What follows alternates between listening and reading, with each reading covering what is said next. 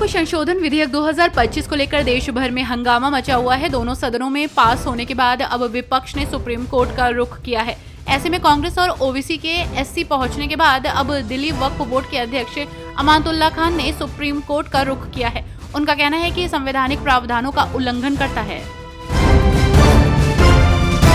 वक्फ संशोधन बिल को लेकर सियासी पारा हाई चल रहा है। वहीं इस बीच भाजपा नेता ने इसे लेकर बड़ा बयान दिया है। दरअसल शहनवाज हुसैन ने वक्फ संशोधन बिल पर बड़ा बयान दिया।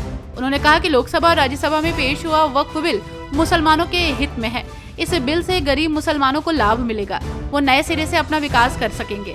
साथ ही उन्होंने कहा कि इस बिल के पास होने के बाद उन्हें सोशल मीडिया पर लगातार धमकियां दी जा रही हैं, गालियां दी जा रही हैं, लेकिन ऐसी धमकियों से वे डरने वाले नहीं हैं।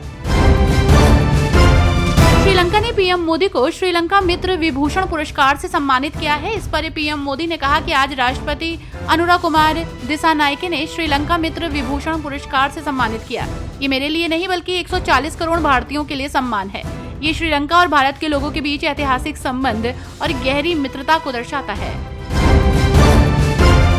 अष्टमी के अवसर पर दिल्ली की मुख्यमंत्री रेखा गुप्ता ने दिल्ली के शालीमार बाग स्थित सर्वोदय कन्या विद्यालय में कन्या पूजन किया। नवरात्रि, जिसका संस्कृत में अर्थ है 9 रातें, एक हिंदू त्योहार है जिसमें देवी दुर्गा और उनके 9 अवतारों को मनाया जाता है, जिन्हें सामूहिक रूप से नवदुर्गा के रूप में जाना जाता है। देश के उप पूर्व प्रधानमंत्री बाबू जगजीवन राम की आज जयंती है। बाबू जगजीवन राम की जयंती पर उन्हें पूरा देश याद कर रहा है। इस कड़ी में लोकसभा में विपक्ष के नेता और कांग्रेस सांसद राहुल गांधी बाबू जगजीवन राम स्मृति संग्रहालय पहुंचे। इस दौरान राहुल गांधी ने पूर्व उप प्रधानमंत्री जगजीवन राम की जयंती के अवसर पर उन्हें श्रद्धांजलि अर्पित की।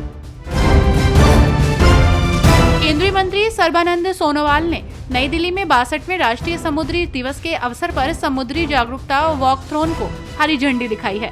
भारत के समुद्री क्षेत्र के गौरव के दिन को मनाने के लिए एक शानदार कार्यक्रम का आयोजन किया गया। इस कार्यक्रम में बड़ी संख्या में लोगों ने भाग लिया और वॉकथॉन में हिस्सा लिया।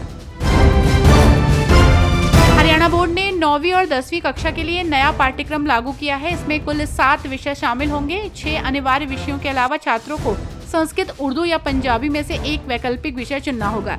ये परिवर्तन त्रिभाषी सूत्र को लागू करने के लिए किया गया है, जो नई शिक्षा नीति 2020 का हिस्सा है। इस साल से केवल 9वीं कक्षा के छात्रों पर यह नियम लागू होगा। केंद्रीय मंत्री चिराग पासवान ने कहा, मैं मुसलमान समाज के हर एक व्यक्ति से ये कहना चाहता हूँ कि आपकी नाराजगी मेरे सर आंखों पर है, लेकिन हकीकत ये है कि मेरे नेता रामविलास पासवान ने भी हमेशा समर्पण भाव से सामाजिक न्याय की लड़ाई लड़ने का काम किया था। मेरी रगों में भी उन्हीं का खून है, उन्हीं के संस्कार हैं। मैं भी उनकी उस सोच को उतनी ही ईमानदारी से आगे लेकर चलने का काम करूंगा। दिल्ली में आयुष्मान भारत योजना शुरू हो जाएगी। इसके लिए शुक्रवार को सीएम रेखा गुप्ता की अध्यक्षता में दिल्ली कैबिनेट की बैठक हुई थी। कैबिनेट की बैठक में बीजेपी के चुनावी वादों के अनुरूप दिल्ली सरकार ने आयुष्मान भारत योजना को राष्ट्रीय राजधानी में लागू करने का फैसला लिया था। दिल्ली कैबिनेट के फैसले के मुताबिक पीएमजेएवाई को राष्ट्रीय राजधानी में शुरू करने के लिए आज नेशनल हेल्थ अथॉरिटी और दिल्ली सरकार के स्टेट हेल्थ अथॉरिटी के बीच 5 अप्रैल को एमओयू पर हस्ताक्षर होगा। कर्नाटक के उप मुख्यमंत्री डीके शिव कुमार ने महंगाई को लेकर भारतीय जनता पार्टी की आलोचना करते हुए उन्हें महंगाई का पितामह बताया। कृष्णा नदी जल मुद्दे पर आगे उन्होंने सिंचाई और नागरिक उड्डयन मंत्री से मुलाकात कर अपनी खुशी जाहिर की।